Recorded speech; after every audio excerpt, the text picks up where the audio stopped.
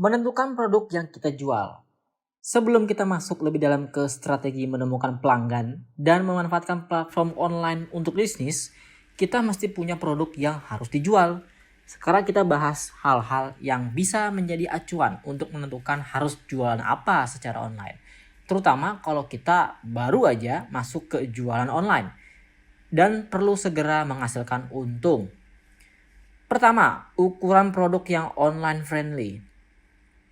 Ketika kita jualan online, kita harus memikirkan masalah pengiriman. Kalau barangnya terlalu besar atau terlalu berat, maka akan susah tuh nantinya untuk pengiriman. Apalagi kalau pelanggan kita mau cepat dan minta kirim pakai ojek online gitu, misalnya pakai GoSend. Maka lebih baik kita berjualan produk dengan ukuran yang relatif aman buat segala moda pengiriman.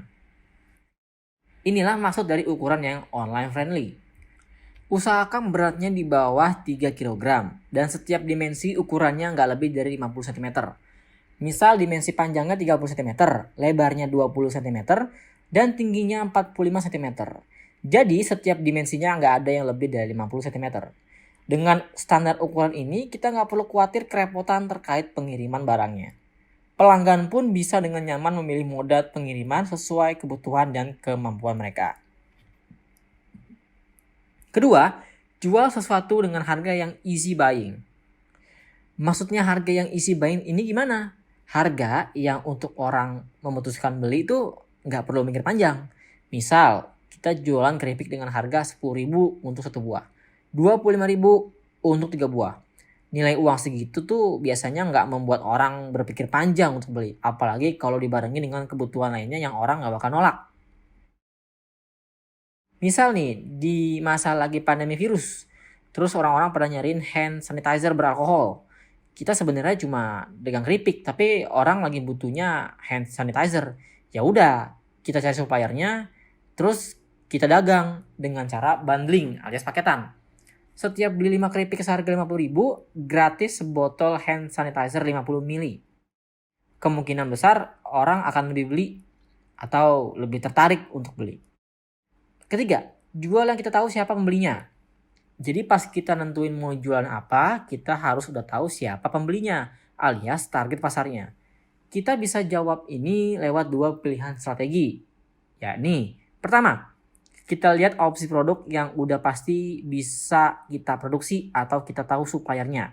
Habis itu, kita cari tahu orang-orang dengan profil seperti apa yang kira-kira bakal beli produk itu.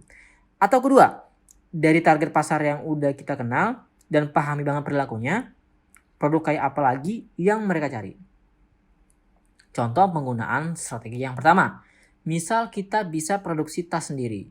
Terus kita ada kenalan supplier sepatu, supplier jus buah-buahan yang kaya akan vitamin C, dan supplier baju anak. Dengan melihat opsi-opsi ini, kita riset. Kita cari tahu profil dari orang-orang yang kira-kira akan membeli produk-produk tersebut.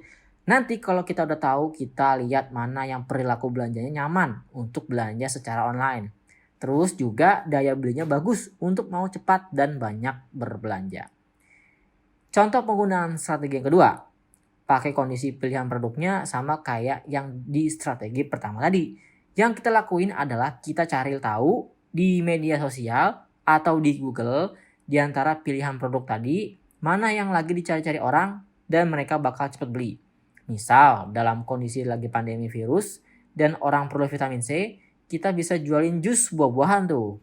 Terus ternyata dalam pandemi ini orang juga jadi senang beli baju-baju anak secara online. Dengan melihat data ini, artinya kita bisa memutuskan untuk menjual dua produk, yakni jus buah dan baju anak.